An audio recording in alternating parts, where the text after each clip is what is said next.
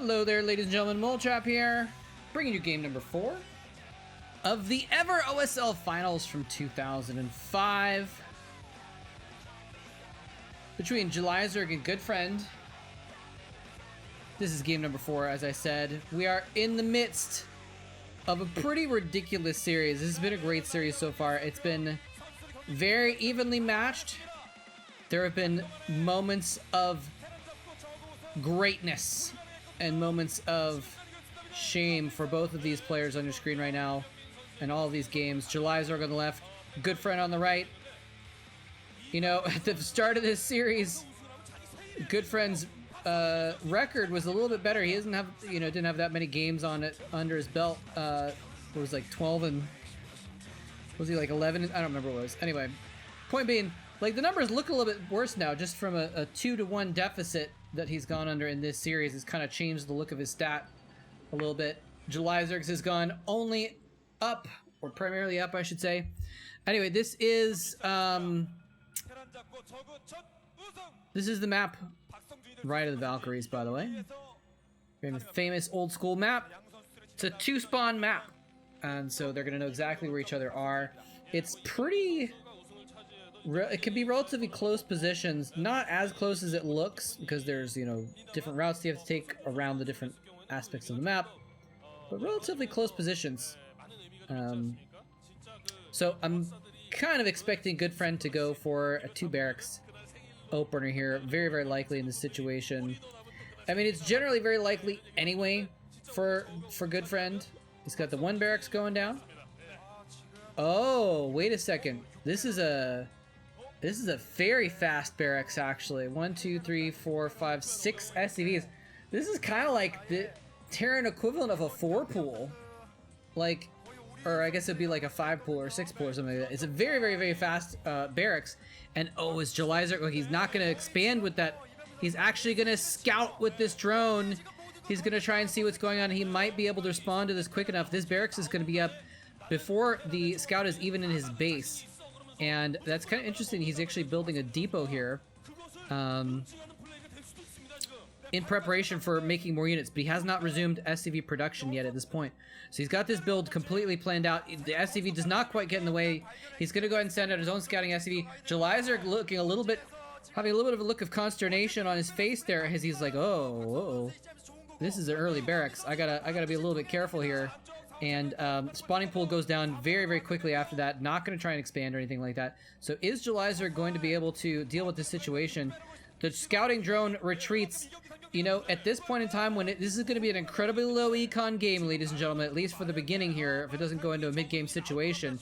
And so every drone counts. So getting that scouting drone out of the base back to getting mining again is actually very, very crucial here, because he's going to be hard-pressed to hold off this early push. The spawning pool is about to complete, though.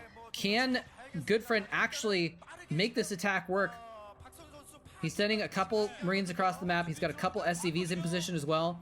Julizerg cannot afford to pull 6 or 7 drones to defend this, because that's like all the drones he has right now. He's, it's still such early game that he cannot really afford this. And interestingly, GoodFriend is putting down a bunker in a spot that would go after expansion hatchery, but there's no expansion hatchery there. So it's kind of like almost like a rote positioning there, and SCV is going in to see what's going on. He's going to try and get a scout into the base. The Zerglings are going to go ahead and chase it. It's actually very crucial for Julizerg to kill off that SCV, because if he can keep the information away from GoodFriend, GoodFriend won't know how bold he can be in this situation going in for an attack. And it looks like he's actually just going to go ahead and load up this bunker, and he may actually just go home with the SCVs and just say, all right, well, I've done some damage. I've stopped the expansion. I forced a lot of Zerglings. I've done what I needed to do. The macro hatch going down in the main base instead of the expansion is going to slow down Julizerg's mid-game economy very, very much. Now, is Julizerg, I mean, he can't really expand right now. He's got to deal with this bunker. So we're going to probably see him. The thing is he going to drone up a little bit behind this, or is he going to keep getting Zerglings and try and overrun this bunker? If he gets maybe a dozen Zerglings, he could just run out, overrun the bunker, and demolish it. And that's exactly what we're going to see right now. The Marines trying to get back into the bunker. Some of them actually retreat. No, he's going to run by. He's going to run by. And we've seen this on this map before. I think we've actually even seen July Zerg do this on this map before. He's going to try and relocate the barracks. He needs to land the barracks. He needs to land the barracks. He needs to land the barracks, but there's nothing behind it. It doesn't matter. Two Zerglings get through the barracks because he didn't land it in time. He's going to get a surround on the depot under construction, and he's going to force a destruction on it. But in the meantime, he's actually counterattacking with his own Marines up the ramp. This is crucial right now. If GoodFriend does not win this base race, he will lose the tournament right now. He's going to be able to take out the Sunken Colony. July Zerg has pulled all of his drones as well. Neither player is mining right now. It is going to be 100% a base race. July Zerg's going to lose his spawning pool very soon. He's trying to sneak Zerglings out the side, but he actually loses one of that pair before it can get out. And GoodFriend looks like he's going to be able to kill the spawning pool. It looks like the drones are going to come in from behind and try and do an attack on these Marines with 1 or 2 Zerglings, and it's just not going to be enough. He's turned his attention away from the spawning pool, though, to go after the units. He's down to just 4 Marines. The SCV is still fighting hard, though, as well, and the spawning pool goes down. The drones have been defeated. There's only a handful of Zerglings left. And those Zerglings actually got a little bit tripped up coming out of their egg, which one of them died as a result. And GoodFriend is mining, and July Zerg is not. Ladies and gentlemen, this is his last chance going with these last few Zerglings. He's going to kill off the Marines. He does kill off the Marines. Where are the... He doesn't have any drones. He fought with all of his drones in a last-ditch effort. He didn't save them. I thought maybe he ran them away, but he actually didn't. And July Zerg is just down to 1 drone mining. He probably spent his last minerals to make that extra drone.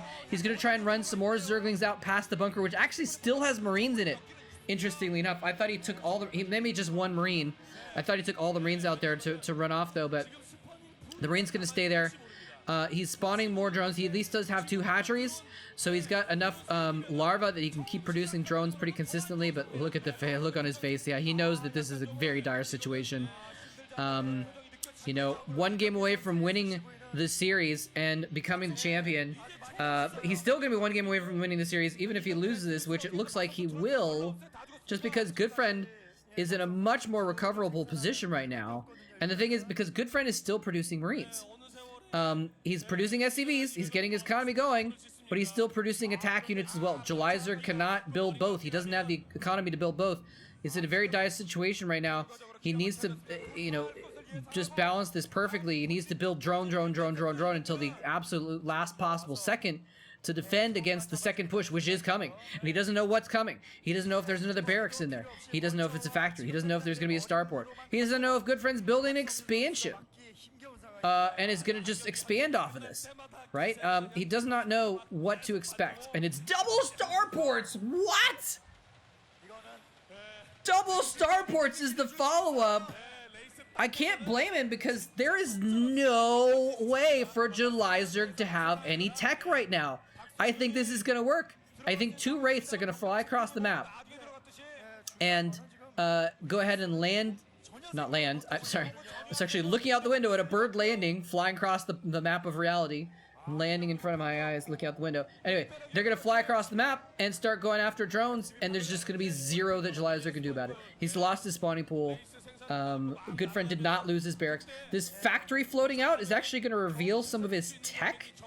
It's going to say that he has tech, and I'm not sure if that was wise, but I just don't think there's anything July Zerg can do to stop this.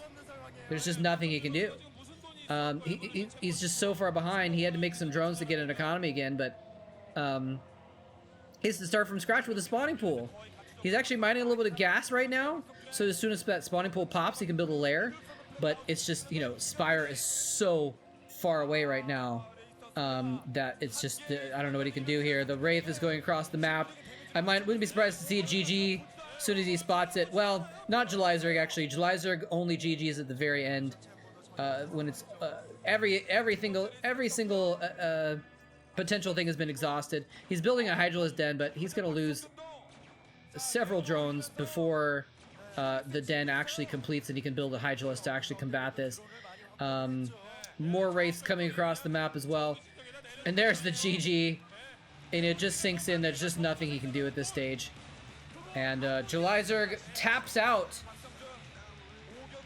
And wow.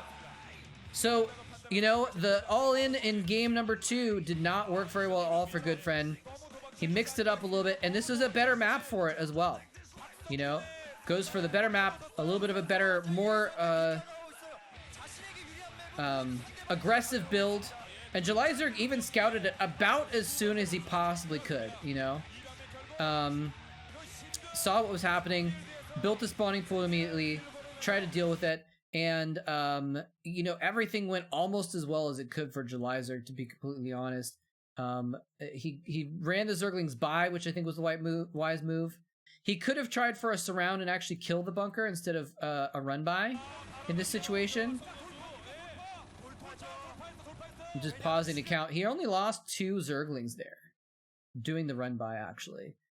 He could have tried to kill these Marines theoretically, but you know, not the pretty decent decision there to go for the run by. He could have also opted to kill the bunker, kill the Marines, put down an expansion. It would have been his 3rd hatchery though, so it would have been difficult to pull off. But you know, everything went pretty much as well as it could. Look at this. He got the Zerglings inside the barricade and was able to shut down the barricade and just initiate an attack in the main base. He, you know, killed off the supply depot. He's killing SCVs, a lot of SCVs here, but this counterattack with going in with those Marines, so it was actually a full bunker and the 2 Marines outside of the bunker is what it looks like, or almost full bunker and the 2 Marines outside. Goes in with a lot of Marines and very decisive by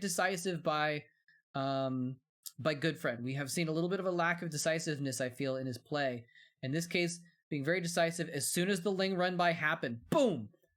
Unloading that bunker, running it in to the main base. Maybe a little bit after, I guess. Maybe when the Zerglings arrived at his base. Running out of the bunker into the main base, going for the core of Jelizerg's economy and just, well, his base in general, obviously. And going for an attack here was a very, very bold and smart move, and he played it very, very well.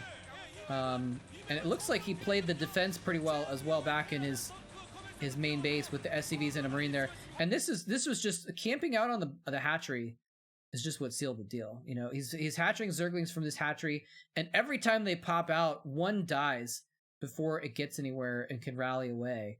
And that is, I think, you know, one of the reasons why GoodFriend was able to secure this game. Jelizerg trying to micro as well. But you know, if he's able to get out a group, you know, what the idea being that he would get a group of Zerglings, mount them up as a group.